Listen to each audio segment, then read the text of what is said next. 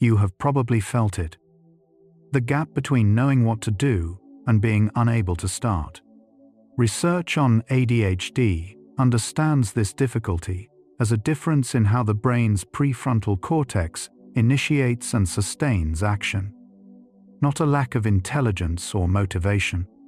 Studies in Nature Neuroscience and the American Journal of Psychiatry describe ADHD not as a deficit of attention, but of regulation.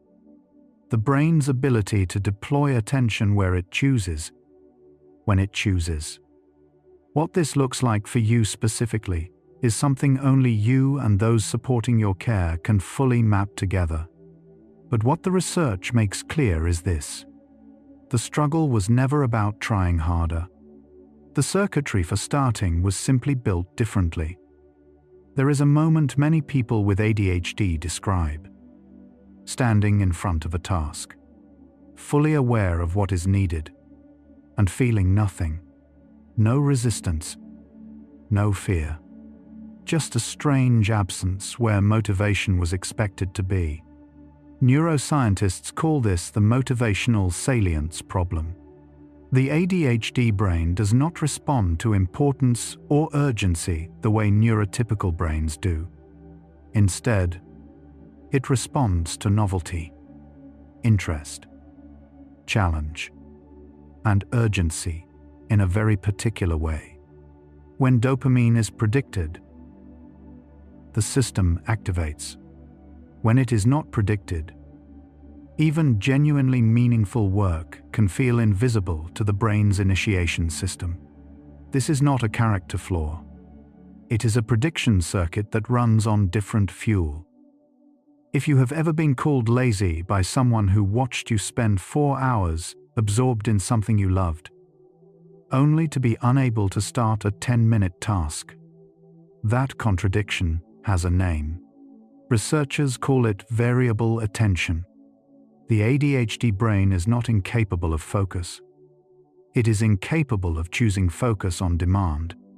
The same nervous system that hyperfocuses on a subject it finds compelling will genuinely fail to engage with something it finds unstimulating, regardless of how much the person wants to engage. This is one of the most misunderstood aspects of ADHD, and one of the most relieving to understand. The capacity was always there. The on switch was just wired to a different kind of current. The prefrontal cortex is the brain's executive office, responsible for planning, impulse control, working memory, and time perception.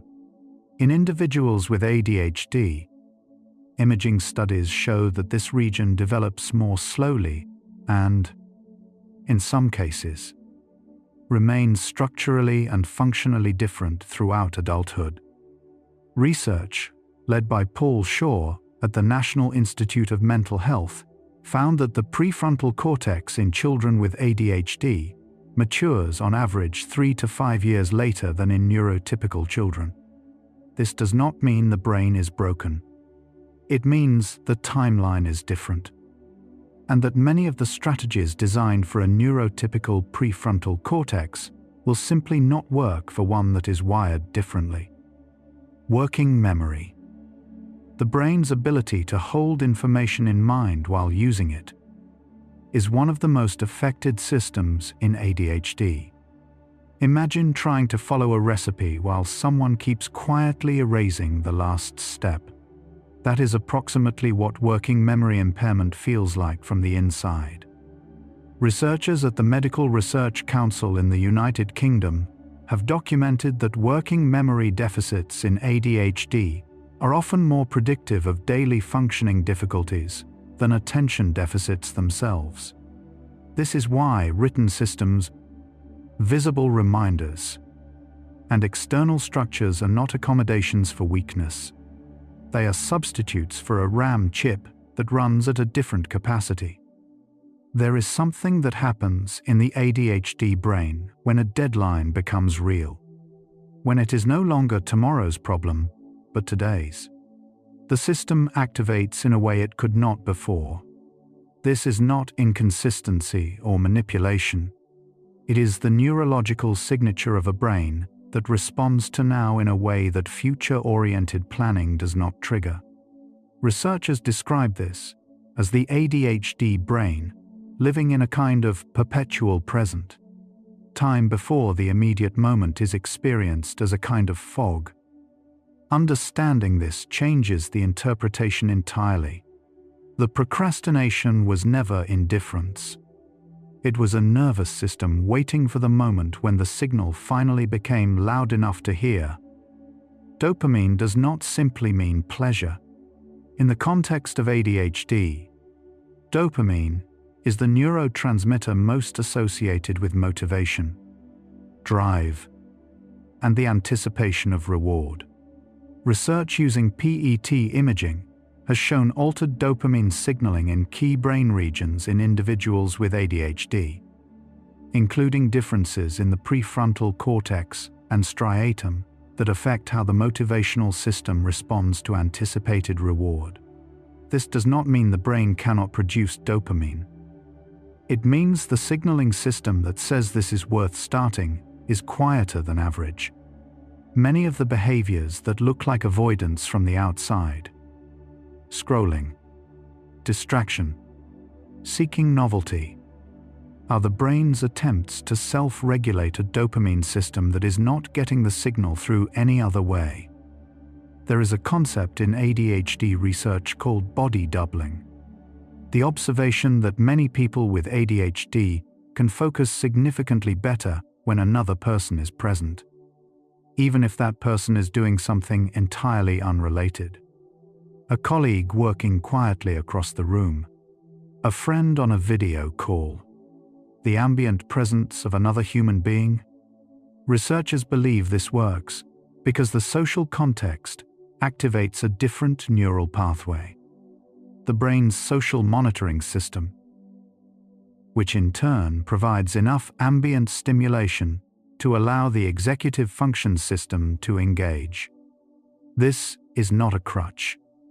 It is a feature of a nervous system that was, in some sense, built for collaboration. The relationship between ADHD and sleep is more complex than simple insomnia. Research published in Sleep Medicine Reviews documents that approximately 73% of adults with ADHD report significant sleep difficulties. Not just falling asleep late, but an irregular sleep-wake cycle that can shift naturally toward a later chronotype. The brain's internal clock runs differently. Evening hours often bring a surge of clarity and focus that daytime hours do not. A pattern sometimes called the night owl effect in ADHD populations. For many people, this has been interpreted as poor discipline. The research suggests it is simply a circadian rhythm running on a different schedule than the one the world was built around. And this is only the beginning of what ADHD neuroscience reveals about the way the experience of trying to function in a world built for a different brain actually works. The gap between knowing and doing, the absent motivation, the circadian drift, the working memory that erases itself mid-sentence. These are not failures of character. They are the predictable, documented outputs of a brain that is built differently. What this tells us is not only about ADHD. It tells us something about what happens when the world's systems are designed for one type of nervous system, and another type is asked to run them without accommodation. Time blindness is one of the most disabling and least discussed aspects of ADHD. It is not forgetfulness in the ordinary sense. It is a neurological difficulty perceiving the passage of time, meaning that an hour can feel like 10 minutes, and a 2-week deadline can feel identically unreal as a 2-year deadline. Russell Barkley, one of the most cited researchers in the field, describes ADHD as fundamentally a disorder of time, an inability to use the future to govern present behavior. External timers, clocks in every room, and time-blocking systems are not organizational tricks. They are prosthetic time perception devices for a brain that does not register time the same way. There is a particular kind of shame that accumulates quietly in people who have spent years being told to try harder at something their brain was not built to do in the way they were being asked to do it. Research has consistently found that adults with ADHD carry significantly higher rates of internalized shame than the general population, not because of the ADHD itself, but because of a lifetime of misattribution. Every missed deadline, every unfinished project, every forgotten appointment was filed under personal failure rather than neurological difference. The science does not remove the difficulty, but it does move it to a different folder. Emotional dysregulation is now understood to be a core feature of ADHD, not a secondary complication. The same circuits that regulate attention in the prefrontal cortex and limbic system also regulate emotional response. When those circuits are less active, emotions arrive faster, with more intensity, and are harder to modulate. A small frustration can land like a significant one. A mild rejection can feel like a larger loss. This is not oversensitivity. Researchers like Thomas Brown at Yale describe it as a thin skin for regulation, not a character weakness, but a direct consequence of the same neural wiring that affects focus. The concept of rejection-sensitive dysphoria, sometimes abbreviated RSD, describes an extreme emotional response to perceived criticism or rejection that is disproportionate to the situation and nearly impossible to control in the moment. Dr. William Dodson, working with ADHD populations, has documented that this experience is remarkably common among adults with ADHD, affecting the large majority at some point in their lives. It can derail relationships, careers, and daily functioning. And because it happens so fast, most people who experience it have no idea it has a name or a neurological basis. Knowing it exists, knowing it has a mechanism, does not stop it, but it changes the story you tell yourself afterward. There is research suggesting that the brains of people with ADHD show a particular pattern when given choices between immediate and delayed rewards, where a neurotypical brain will often choose a larger delayed reward. The ADHD brain strongly and consistently prefers smaller, immediate ones. This is not impatience in the everyday sense. It is a neurological discount rate. The future is quite literally worth less in the brain's calculation than the present moment. This helps explain why abstract future consequences have so little motivational pull. The system is not broken. It is optimized for now, which, in certain environments, is exactly the right configuration. Exercise has emerged in ADHD research as one of the most evidence-based, non-pharmacological interventions available. A meta-analysis published in the Journal of Attention Disorders found that acute aerobic exercise improves executive function, working memory, and sustained attention in individuals with ADHD. Effects that begin within minutes and can last for several hours. The mechanism appears to involve a temporary increase in dopamine and norepinephrine availability in the prefrontal cortex.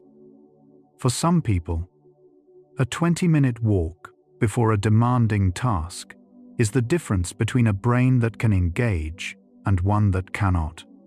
The body is part of the external brain. The default mode network is a set of brain regions that become active when a person is not focused on an external task. During mind-wandering, daydreaming, and self-referential thought, In neurotypical brains, this network quiets when attention is directed outward. In ADHD brains, research has shown that the default mode network remains more active even during tasks that require focus. Essentially, the mind-wandering system stays partially on while the attention system is trying to engage. This is one reason why distraction in ADHD can feel less like being pulled away by something interesting and more like the mind simply never fully arriving. Cold water immersion, rhythmic movement, and certain kinds of sensory pressure, weighted blankets, fidget tools, textured surfaces, appear repeatedly in the ADHD literature as tools that help regulate the nervous system not through willpower, but through sensory input. These are not gimmicks. Sensory regulation activates pathways in the nervous system that help modulate the arousal state. The background level of activation that determines whether the brain can settle into focus. Building the right sensory environment is a form of environmental engineering, not an accommodation for weakness, but a deliberate design decision that reduces the cognitive cost of simply being present in a task. Sleep deprivation and ADHD create a reinforcing loop that is genuinely difficult to distinguish from the outside. The cognitive symptoms of poor sleep: reduced working memory, impulsive decision-making, attention drift, emotional reactivity, are nearly identical to the symptoms of ADHD itself. Research from the Journal of Child Psychology and Psychiatry has documented this overlap extensively, noting that improving sleep quality often produces measurable improvements in ADHD's symptom severity across multiple domains. The loop runs in both directions. ADHD disrupts sleep onset and architecture, and disrupted sleep amplifies ADHD symptom expression. Addressing any part of this loop tends to produce effects throughout the rest of it. The concept of a task initiation ritual is one of the most practically useful ideas to emerge from ADHD behavioral research. Because the ADHD brain has difficulty with cold start, beginning a task from nothing, many researchers and clinicians recommend designing a consistent sequence of small, easy actions that reliably precede work, not because the actions themselves matter, but because they create a predictable dopamine signal. The brain learns. This sequence means something is about to happen. Over time, the ritual becomes the on switch. The external environment is doing the initiating work the prefrontal cortex would otherwise need to do alone. There is a particular exhaustion that comes at the end of a day in which you have spent most of your energy managing your brain rather than using it. Researchers call this cognitive demand load, the additional executive function overhead required to navigate systems designed for neurotypical minds. Every time a person with ADHD must remember something that could be written down, navigate a process that could be automated, or resist an impulse that a visible reminder could have prevented, that is cognitive energy spent on management rather than on the work itself. Reducing cognitive demand load is not laziness. It is efficiency for a system that has limited administrative capacity. Novelty is one of the most reliable dopamine triggers available to the ADHD brain, which is why new projects feel genuinely electric and familiar ones feel nearly impossible to re-engage. This is not fickleness. It is the motivational system doing exactly what it was built to do. Understanding this allows for a different design approach. If novelty drives engagement, then the task itself can be restructured to introduce novelty deliberately.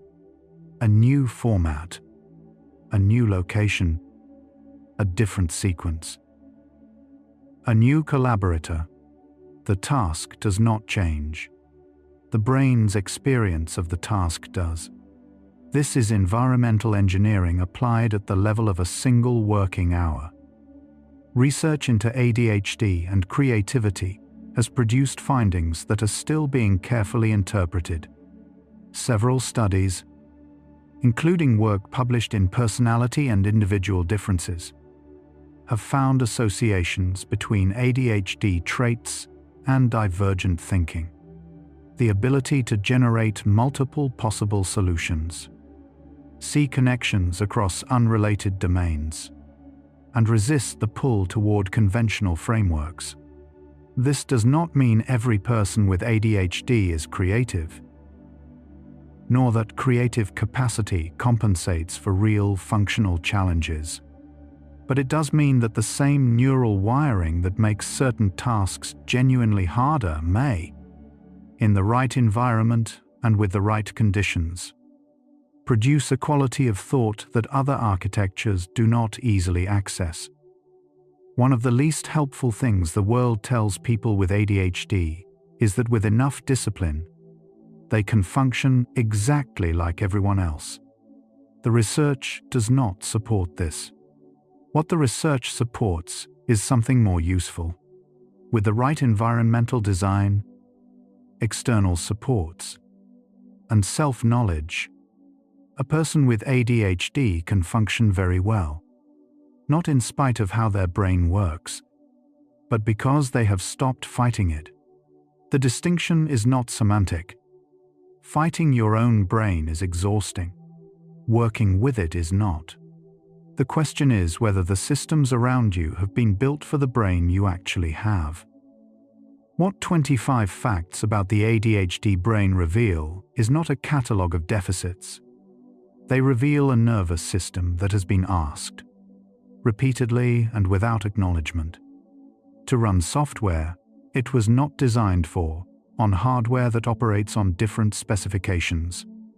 The shame, the exhaustion, the failed systems, the spiral of self-blame. These were not signs of a broken person. They were signs of a person trying to use willpower to compensate for structural differences that willpower was never designed to address. And that is where the next arc begins. What happens when you stop trying to upgrade the hardware and start building the right scaffolding instead? Right now, the brain that has been processing this, the one that may have spent years hearing the wrong explanation for its own behavior, is doing something very specific. It is not just absorbing information, it is recalibrating. Something shifts when the story changes from "I keep failing" to "the system was wrong for the brain I have." Not the difficulty. The difficulty is real, but the direction of the effort. You haven't heard yet what happens when that recalibration meets a deliberately designed environment. When the external world is built to do the work the prefrontal cortex finds hardest, that is where the next fact begins. Now we continue. The external brain is not a metaphor. It is a functional concept from cognitive science. The idea that cognition does not happen only inside the skull, but is distributed across the person and their environment.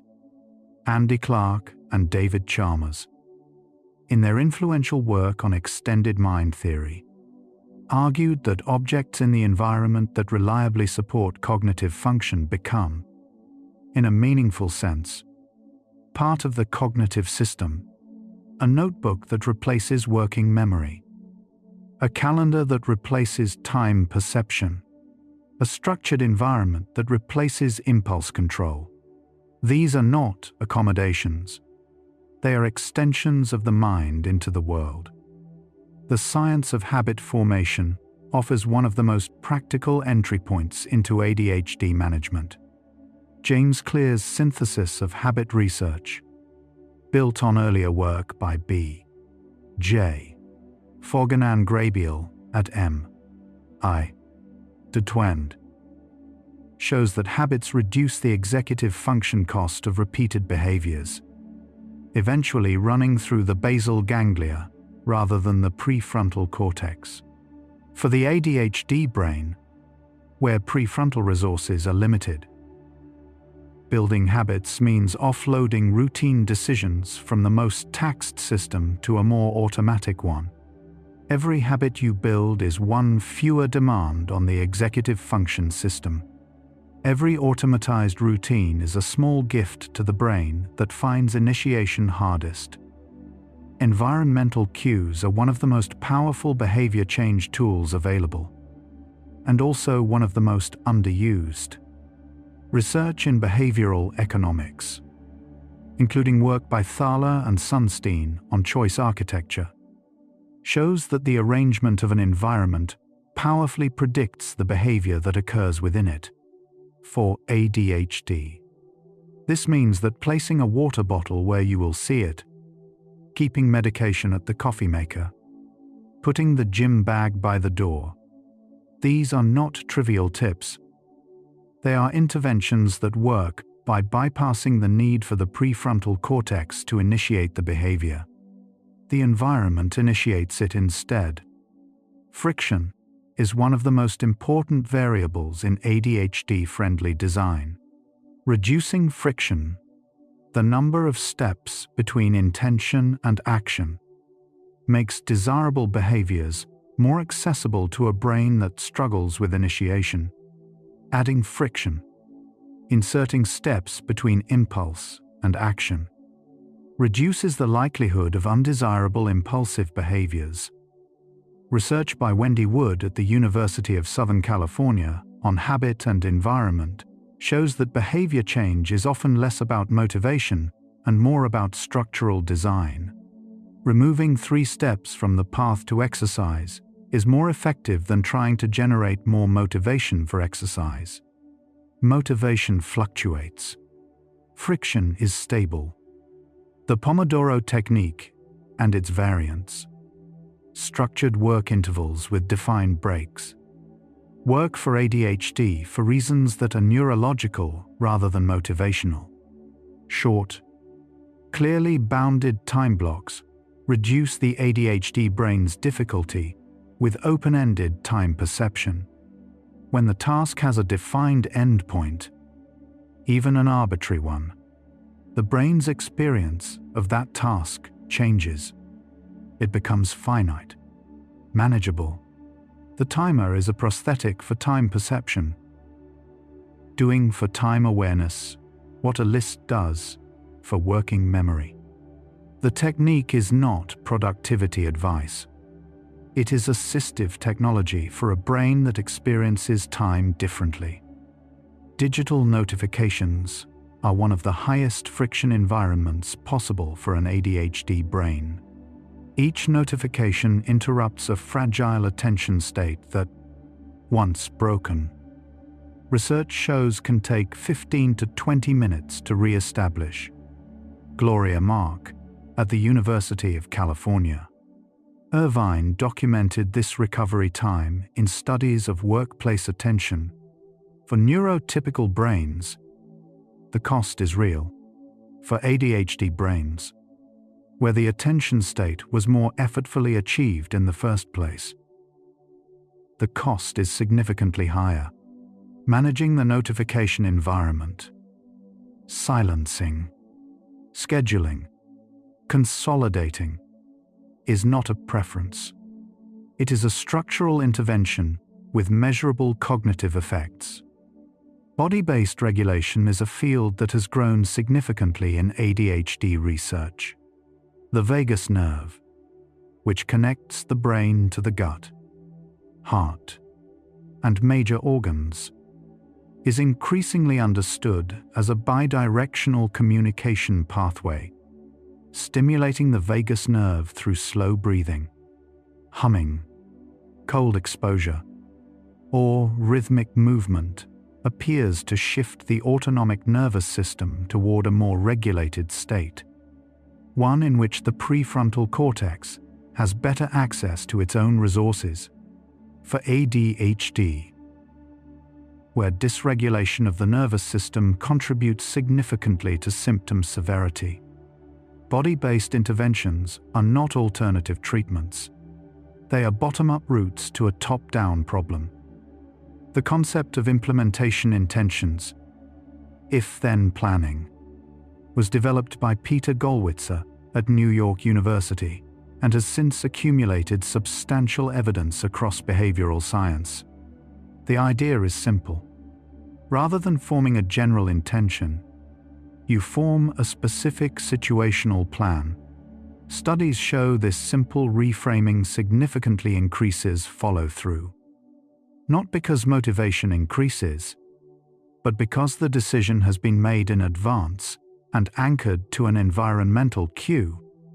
For the ADHD brain, which struggles with spontaneous initiation, implementation intentions move the decision out of the moment and into the environment.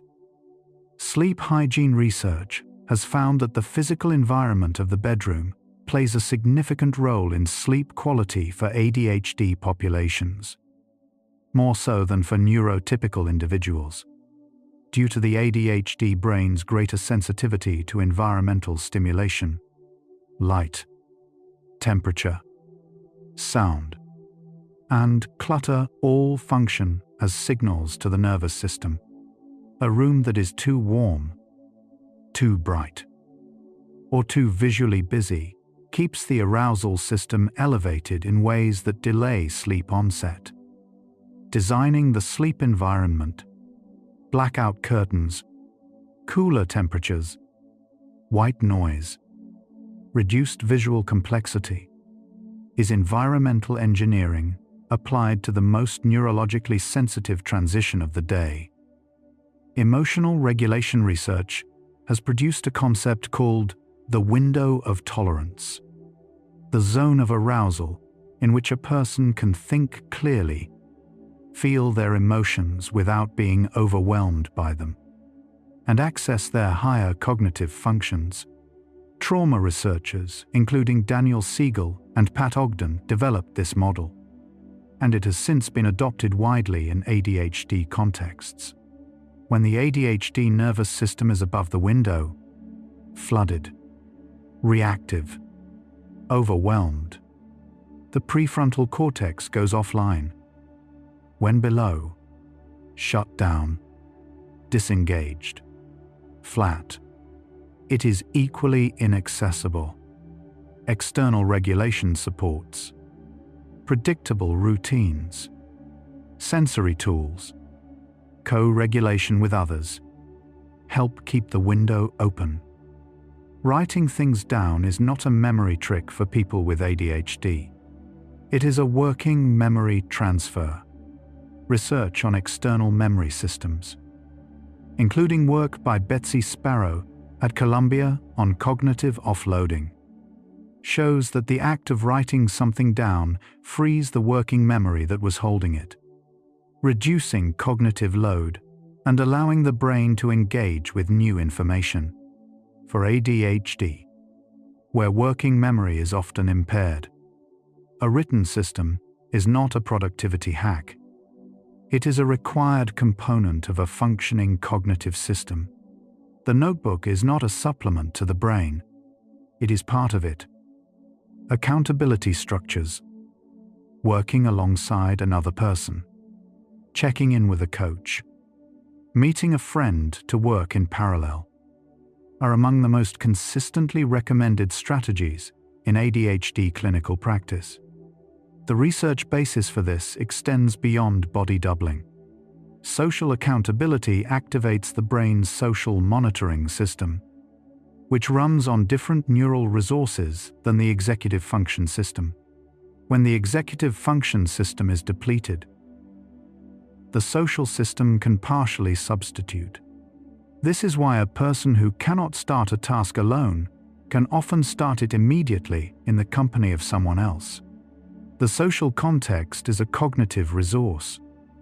Interest-based nervous system is a term used by ADHD specialist William Dodson to describe a motivational architecture that operates on interest, challenge, novelty, urgency, and passion, rather than on importance or reward.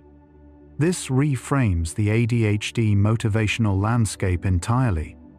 Rather than asking, how do I make myself more motivated to do this important thing, the more productive question becomes, how do I create the conditions under which my nervous system will naturally activate? This might mean finding the genuinely interesting dimension of a task, imposing a challenge structure, introducing a deadline earlier, or finding a way to do the task that engages curiosity rather than obligation. The visual environment is a particularly powerful lever for ADHD. Out of sight is genuinely out of mind for many people with ADHD, not as a figure of speech, but as a functional description. Research into prospective memory and ADHD shows that visual cues are more reliable triggers for intended behavior than internal reminders. A medicine cabinet does not work for people who cannot remember to open it. A visible pill organizer on the counter does. A task on a to-do list app is easier to forget than a sticky note in the exact location where the task begins. Designing for visibility is designing for the ADHD brain's actual attention system, not the one it was assumed to have. The research on ADHD management has been quietly building toward a single conclusion that takes time to settle into. This is not primarily a condition to overcome through character. It is a condition to accommodate through design. The science of neuroplasticity adds a layer. Environments shape brains, and brains shaped by the right environments begin to change over time. The two ideas are not in tension. You can design an environment that works for your brain today, and in doing so, gently change what your brain is capable of tomorrow. The scaffold is not the destination, but it holds you while you build. You've been listening for a while now. Take one slow breath. Your nervous system is doing exactly what it does when the noise of trying too hard begins to settle. It is quieting, one layer at a time. We'll keep going together, gently.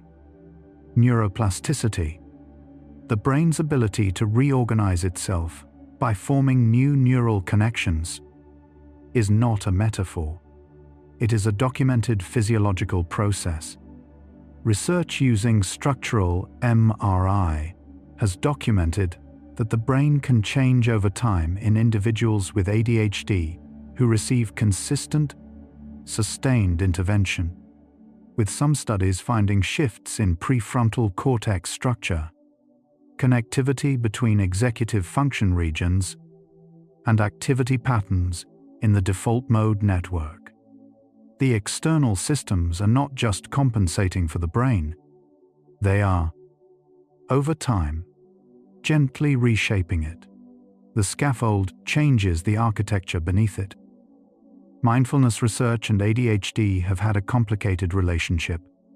Early enthusiasm was followed by more nuanced findings. Mindfulness does not reduce ADHD symptoms in the same way medication does, and sitting in silence is genuinely difficult for a brain that is under-aroused at rest. What the research does support is a more targeted version. Brief, body-anchored mindfulness practices, including breath awareness, movement-based mindfulness, and sensory grounding, that activate the nervous system sufficiently to support present moment awareness. The traditional instruction to clear the mind is not well suited to a brain that does not produce stillness on demand, but movement-anchored presence is. The relationship between ADHD and nutrition has evidence that is still developing. The omega-3 fatty acid research is among the most replicated. A meta-analysis in the journal Neuropsychopharmacology found that omega-3 supplementation produced modest but consistent improvements in ADHD symptom severity. particularly in attention and hyperactivity.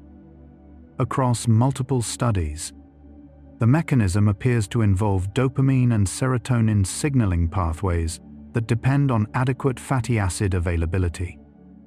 The effects are not equivalent to medication, but they are real, and for a brain that runs differently.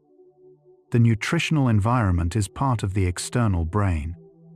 The concept of temptation bundling, pairing a task you find difficult with something you genuinely enjoy, comes from behavioral economist Catherine Milkman's research at the Wharton School.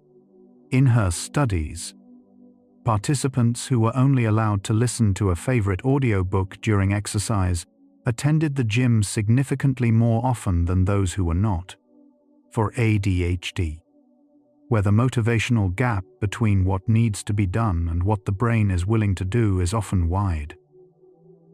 Pairing difficult tasks with genuine enjoyment is not a compromise. It is a design that works with the interest-based motivational system rather than against it.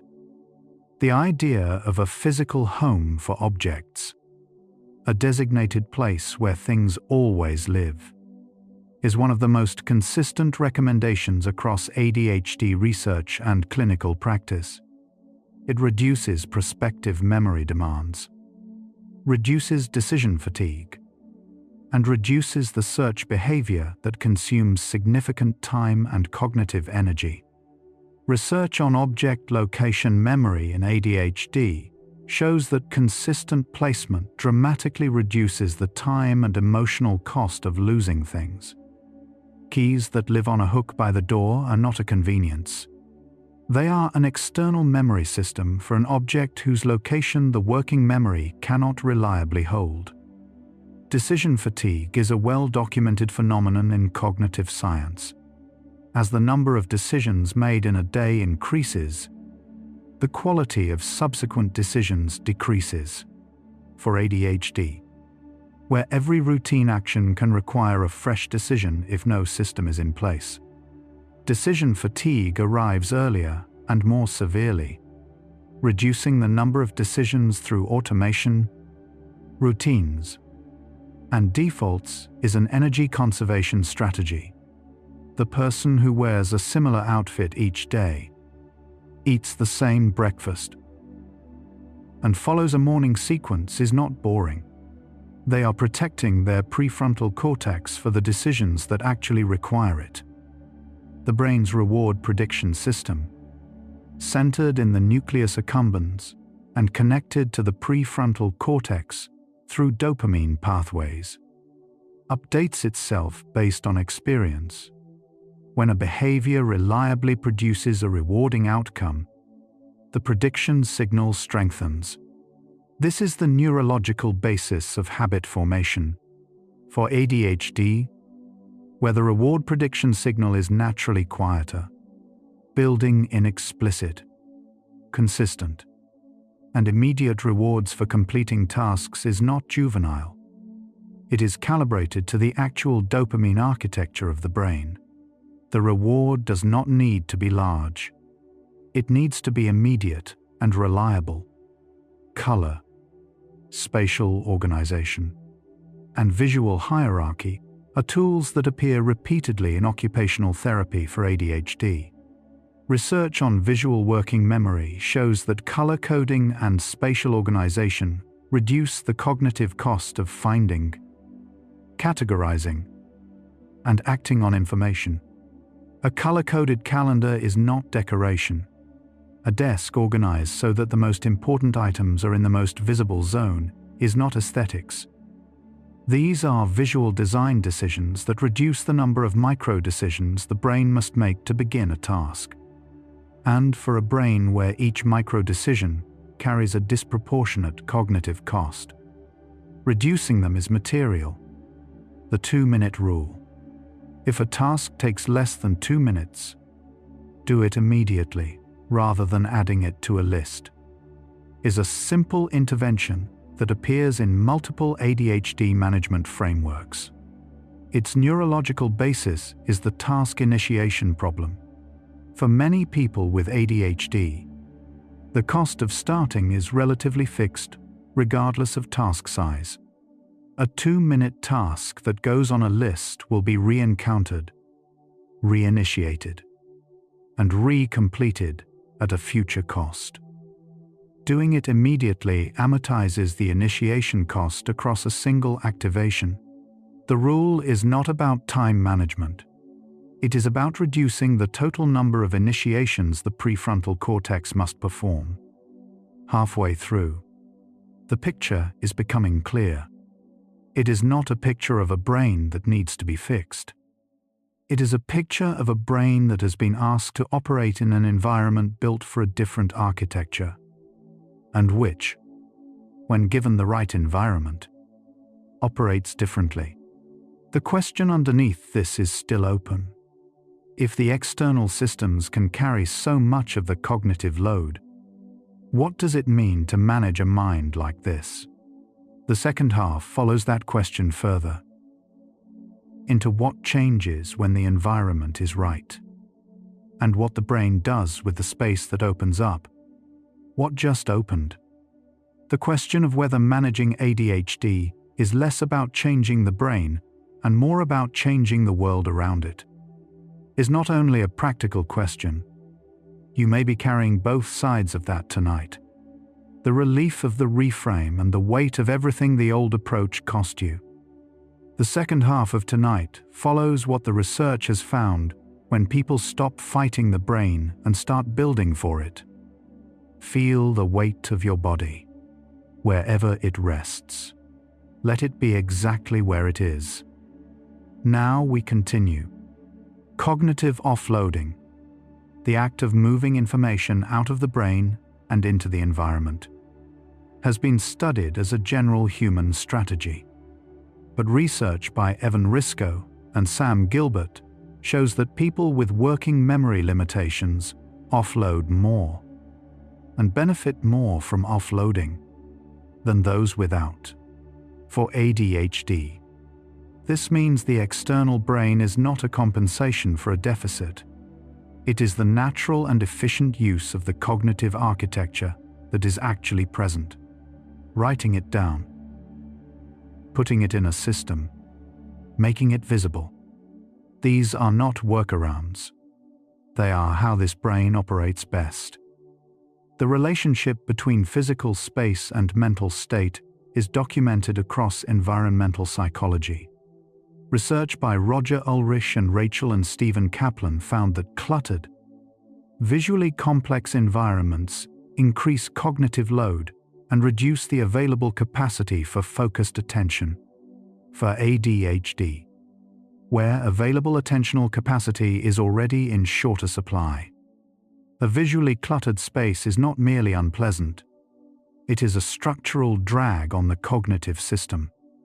Simplifying the visual environment, reducing what is visible when not in use, is an intervention that costs very little and reduces the ambient demand on a system that is already working hard.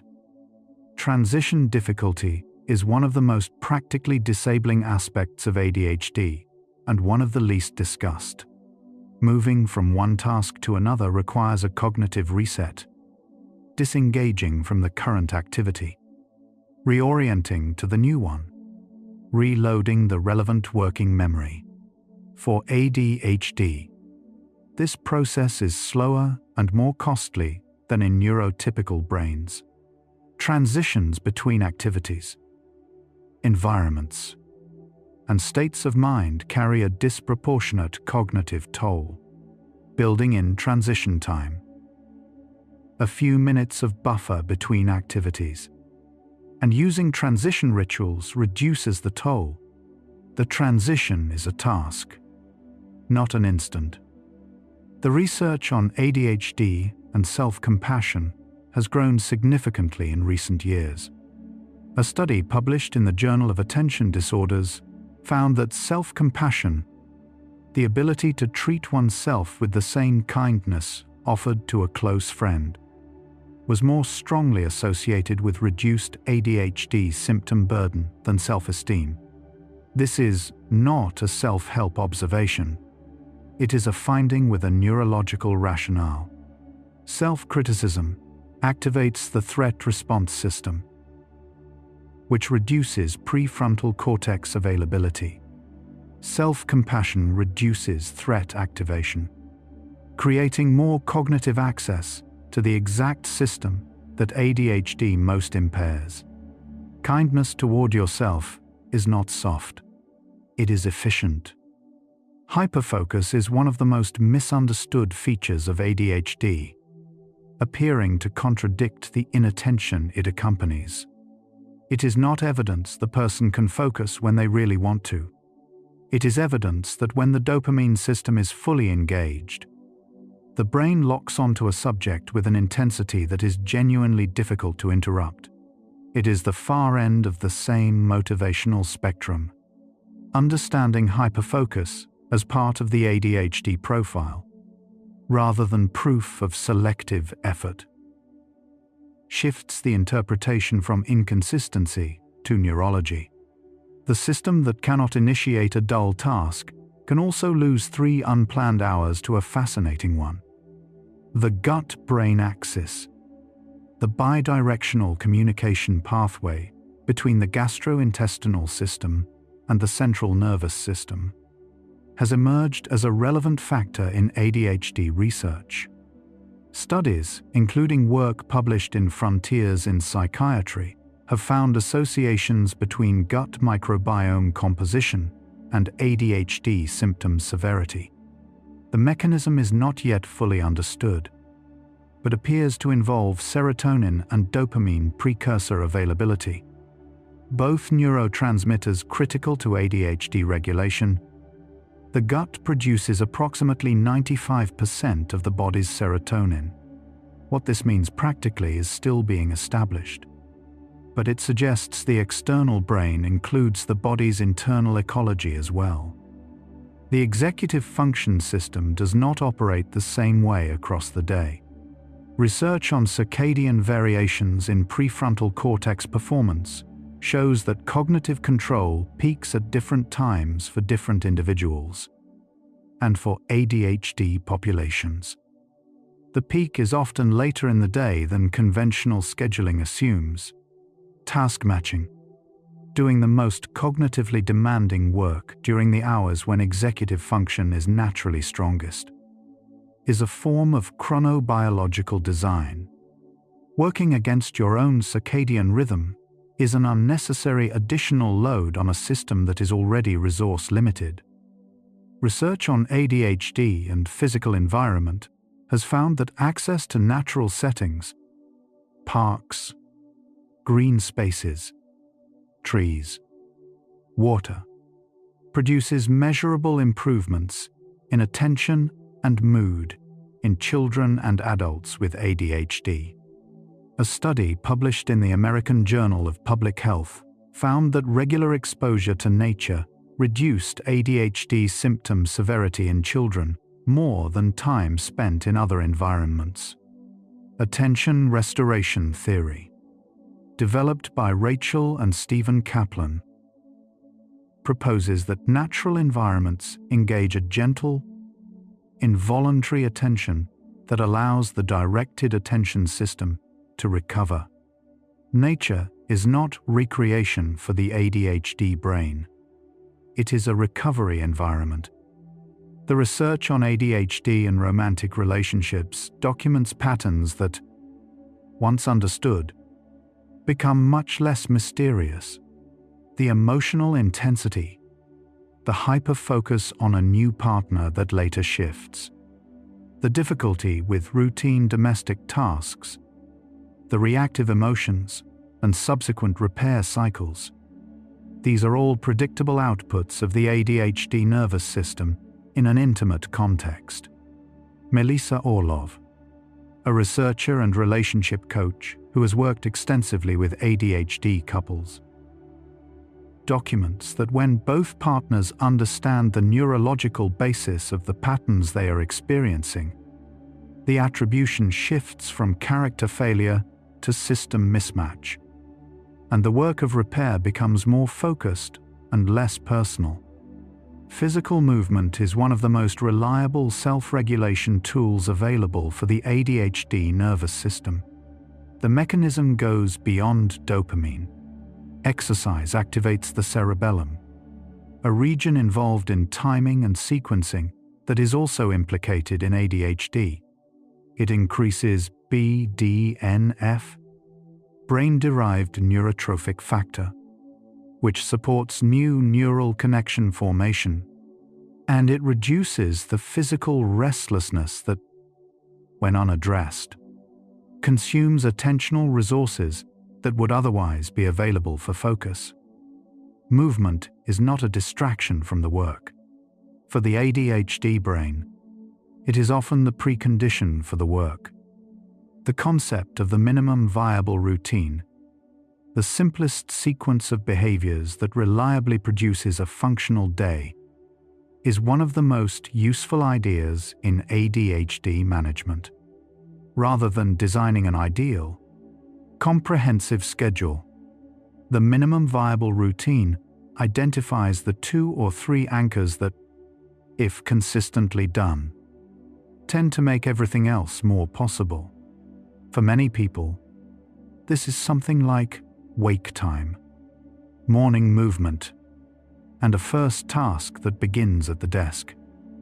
Not a full productivity system, a floor, and a floor, consistently maintained, is more useful than a ceiling that is never reached. Research on ADHD and the school-to-workplace transition documents a pattern that is important and underappreciated. In school, structure is largely external: schedules, deadlines, teachers, class periods. In the workplace, and particularly in remote or self-directed work, the structure must be generated internally. For ADHD, this transition is often when the difficulties become most visible, not because the ADHD has worsened, but because the external scaffolding has been removed. The research suggests that designing explicit external structure into adult work environments is not accommodation. It is recreating the conditions under which many ADHD brains function well. Voice memos and audio notes serve a different function than written notes for some people with ADHD. Where writing requires a fine motor chain that can itself become an initiation barrier, speaking a note aloud is often faster, lower friction, and more congruent with the ADHD brain's preference for verbal and immediate processing. The research on multimodal input suggests that matching the format of information capture to the natural output mode of the brain reduces the friction between thought and record. The external brain does not need to be a notebook. It can be whatever format the brain produces information most easily. The term interest-based attention, coined in contrast to importance-based attention, captures something essential about ADHD that importance-based systems consistently miss. Most organizational systems, educational frameworks, and professional cultures assume that attention follows importance. For the ADHD brain, attention follows interest, novelty, urgency, and challenge. Systems designed around importance will consistently underserve this brain. Systems designed around interest will consistently outperform them. The redesign is not about lowering standards. It is about routing work through the motivational architecture that is actually present. The research on ADHD coaching, a practice that combines behavioral strategies, accountability structures, and skill building, has grown substantially. A review published in the Australian and New Zealand Journal of Psychiatry found that ADHD coaching produced significant improvements in executive function, self-regulation, and quality of life outcomes. Coaching works not by teaching the brain new content, but by providing the external scaffolding of structure, accountability, and consistent check-ins that many ADHD brains need to translate intention into sustained action. The coach is part of the external brain, the accountability function that the prefrontal cortex alone cannot reliably provide. There is a concept in systems thinking called the path of least resistance, the route a system naturally takes when no external force redirects it. For behavior change, this principle suggests that rather than overcoming resistance through will, the designer's task is to make the desired behavior the path of least resistance. For ADHD management, this means pre-loading decisions, reducing steps, adding visual cues, and removing obstacles, until the behavior the brain needs to do becomes the easiest thing available. Not every behavior can be engineered this way, but the ones that can be, should be. The research on ADHD and perfectionism describes a pattern that seems, on the surface, to contradict the diagnosis. Many people with ADHD have extremely high standards and are paralyzed by them. The connection is through initiation and fear of failure. If the output might not meet the internal standard, the brain may fail to initiate at all. This is sometimes called the perfectionism procrastination loop. The external intervention that helps is not lowering standards. It is separating the initiation from the evaluation, starting in a mode where the output is explicitly not being judged, and introducing the standard only after the work has begun. The field of assistive technology for ADHD has grown from simple timers and planners to include text-to-speech tools, smart home automation, wearable reminders, and AI-assisted scheduling. Each of these tools functions as a component of the external brain, carrying a cognitive function that the prefrontal cortex would otherwise need to perform alone. The research rationale is simple. If the bottleneck is executive function capacity, then anything that reduces the demand on that capacity without reducing the output is a net gain. Technology is not a crutch for the ADHD brain.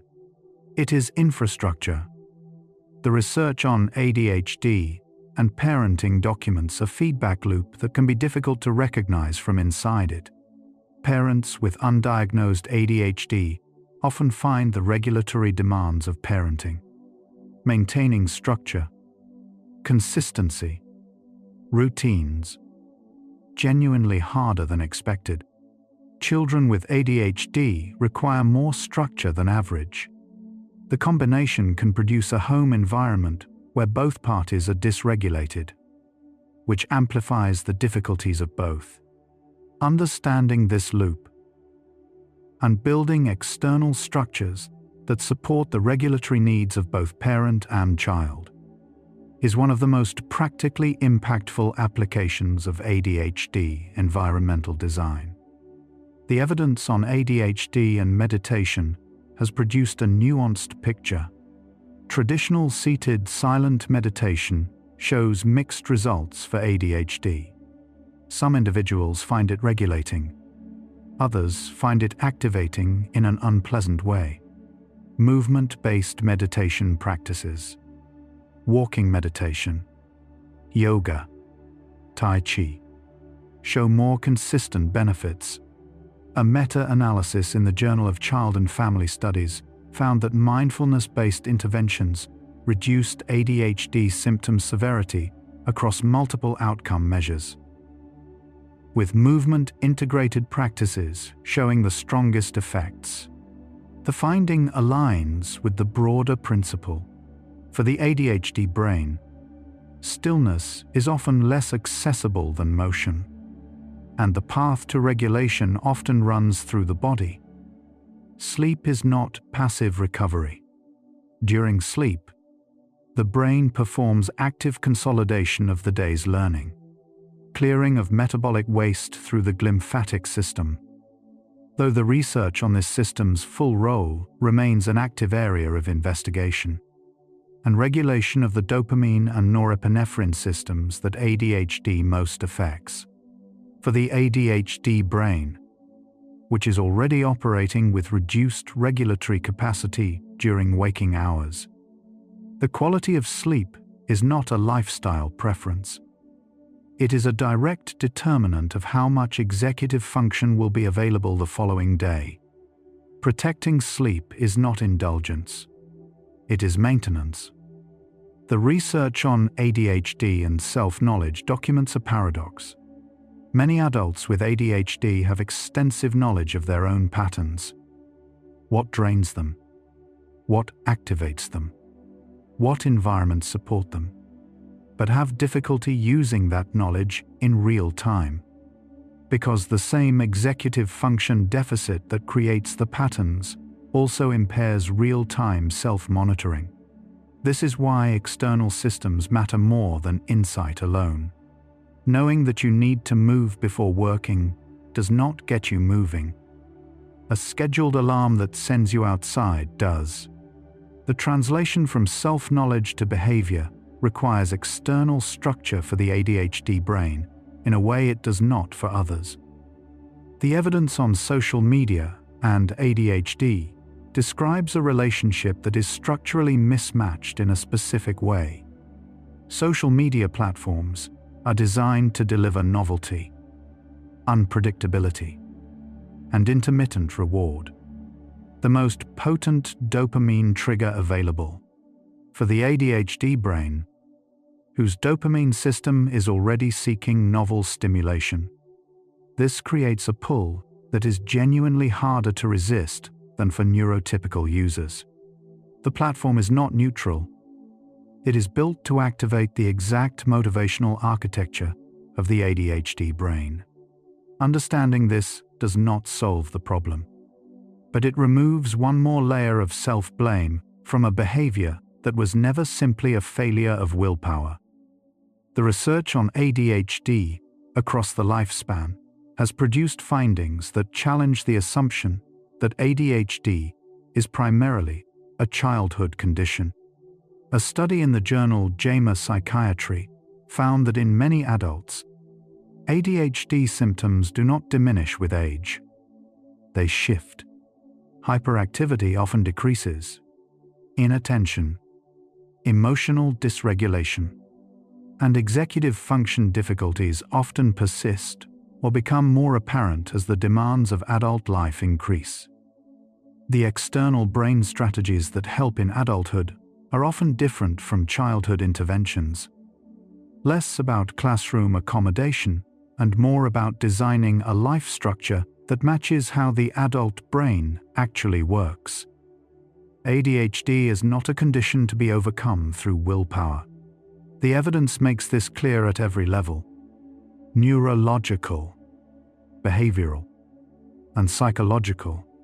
What the research has also found, across hundreds of studies and decades of clinical observation, is that a brain in an environment designed for its actual architecture functions far better than the same brain in an environment built for a different one. This is what the first 75 facts have been building toward. Not that the brain needs to change, but that the world it inhabits does. The remaining facts carry that truth in a different register, not as argument, but as settled understanding. The prefrontal cortex has a natural recovery state, not performance, but the particular quality of a system that is no longer being asked to compensate for a world that was not designed for it. Right now, as the hour deepens, that recovery is happening. Not because you asked it to, because you stopped adding demands. The facts that remain tonight do not need to be understood. They only need to arrive at the place you are already moving toward. We're almost there. You were not broken. The system was wrong. That sentence, arrived at through 100 years of neuroscience and clinical observation, is not a consolation offered to soften a difficult truth. It is a finding, one that shifts the direction of the effort, relocates the source of the problem, and changes what a real solution actually looks like in practice. The shame that accumulated over years of failed systems was never accurate information about your character. It was feedback about a mismatch between a brain that operates on a different architecture and the tools it was handed, which were designed for a brain that works in a fundamentally different way. The shame was always pointing at the wrong cause. Every time someone told you to try harder and it did not work, they were not wrong that effort matters.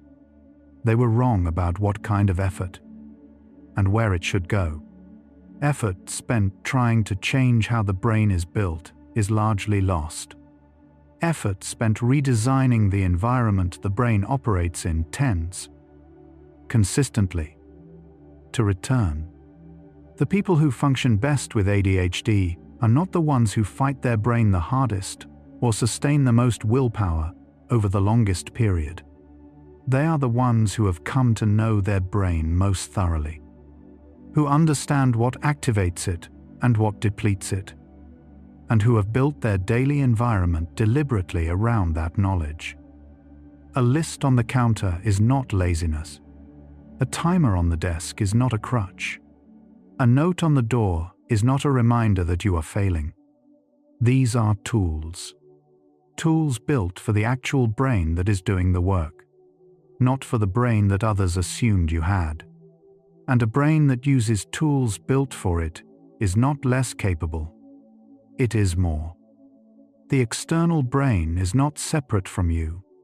It is the part of you that has finally learned how to work with what you have rather than against it. The notebook, the timer, the visible reminder. These are not substitutes for the person. They are expressions of a person who has stopped requiring the internal system to do everything alone. There is research suggesting that children who receive early, accurate understanding of how their brain works, rather than repeated criticism for how it fails, show significantly better long-term outcomes across multiple domains. What holds true for children is equally true for adults. At whatever point in a life that understanding finally arrives and settles, the nervous system that has spent years in a kind of low-level fight against its own functioning does not recover overnight. But it does recover. The evidence on neuroplasticity and chronic stress reduction shows that when the demand is removed, when the system is no longer being asked to compensate for a world that was not designed for it, it begins to return to something closer to baseline. Gradually, quietly, without announcement. The hours you spent looking for your keys, restarting tasks, forgetting what you were just about to do, those were not wasted hours because of a character flaw. They were the overhead cost of operating a cognitive system without the right infrastructure in place. The infrastructure does not eliminate the brain. It changes the math of what the brain has to do just to function. When the external brain carries the cognitive load that the internal one finds hardest, something opens up that had not been available before. Not always productivity. Not always greater output. Sometimes simply the space to be present in the work. To do the task without also managing the significant difficulty of doing the task at all. That space changes what a day can feel like. Research on late diagnosed ADHD. Adults who spent decades without an accurate diagnosis documents a consistent quality of response. Grief and relief arriving together, in nearly equal measure. Grief for the years lived under the wrong explanation. Relief at finally having one that fits. Both are valid responses. Both are what is appropriate when something true arrives late. The brain that spent years trying to function without the right environment was doing something genuinely difficult. Not because it lacked the capacity, but because the gap between what was asked of it and what it could reliably produce without external support was real and wide, and was almost never acknowledged by the systems and people who surrounded it. One of the most consistent findings in positive psychology applied to ADHD is that strengths-based approaches, identifying what this brain does well, and deliberately designing work and life around those capacities, produce better outcomes than deficit-focused ones. Not because the deficits are not real, but because the brain functions at its best when it is being asked to do what it is actually built for. The right environment does not feel like discipline. It feels like finally having a space that was built to fit the person who is working in it. The effort does not disappear, but it stops going towards surviving the conditions, towards simply holding the system together under the weight of the mismatch, and starts going toward the actual work. There is a version of your life, not a different life, not a life without ADHD, but this one, with the right scaffolding quietly in place, in which the distance between who you are and what you are able to do on a given day narrows considerably. The research does not promise ease. It points, consistently, toward fit. The body that carries this brain is not an obstacle to managing it. It is one of the most important tools available to it. Through movement, through sleep, through sensory regulation and the steadiness of physical rhythm. The body is part of the external brain. Caring for it is not an indulgence. It is maintenance on the only hardware available. Consistency is not a natural output of the ADHD brain, but it is achievable through design, a routine that has been automated, a system that removes the decision, an environment that makes the desired behavior the path of least resistance. These are the infrastructure of consistency, and they do not require consistency of willpower to sustain once they are in place. The people in your life who have extended patience with the patterns, who have stayed through the forgotten appointments and the half-finished projects and the emotional swings, have been offering something the research now validates.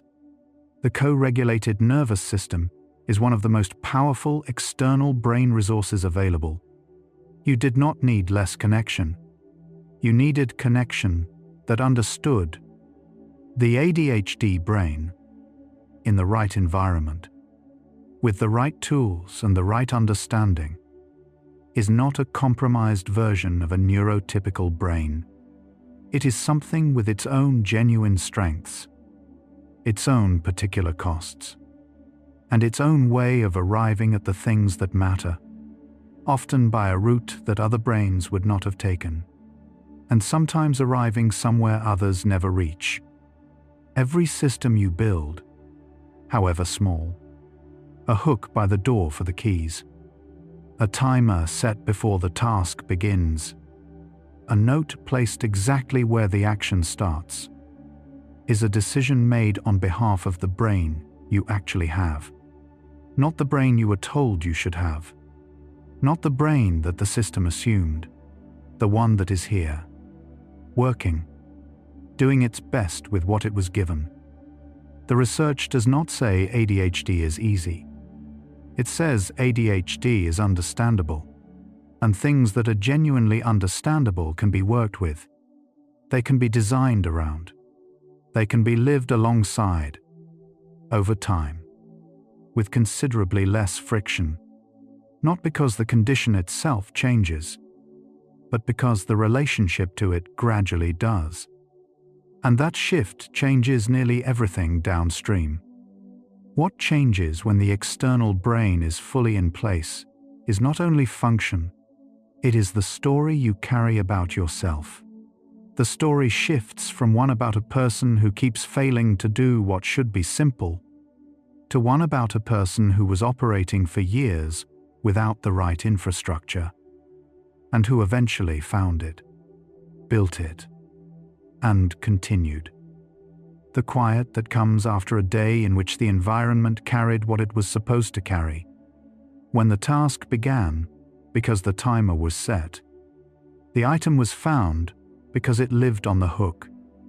The transition happened because the buffer was built in. Is a different quality of quiet than exhaustion. It is something closer to actual rest. The brain that is no longer compensating can finally stop. You did not need to be fixed. You needed the world around you to be redesigned, carefully, in ways that fit the actual architecture of the brain doing the living.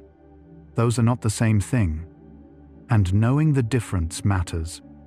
It changes what you are looking for.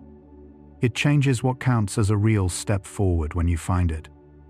ADHD is not something that needs to be overcome before you are allowed to function well, to rest well, to be well. It is a way a brain is built, one that has been quietly navigating a world that did not know how to build for it, and doing so often alone. The scaffolding you build is not evidence of limitation. It is the evidence of self-knowledge arriving, finally, in the form of a life that fits. After 100 facts about a brain that has spent years being asked to be something it was not. The same sensitivity that made the wrong environment so costly is what makes the right one so different. Not fixed, not cured, not performing neurotypicality under pressure. Just a system operating in an environment that was finally built for it. You carry something tonight that you perhaps did not arrive with. Not certainty, not solutions, something quieter.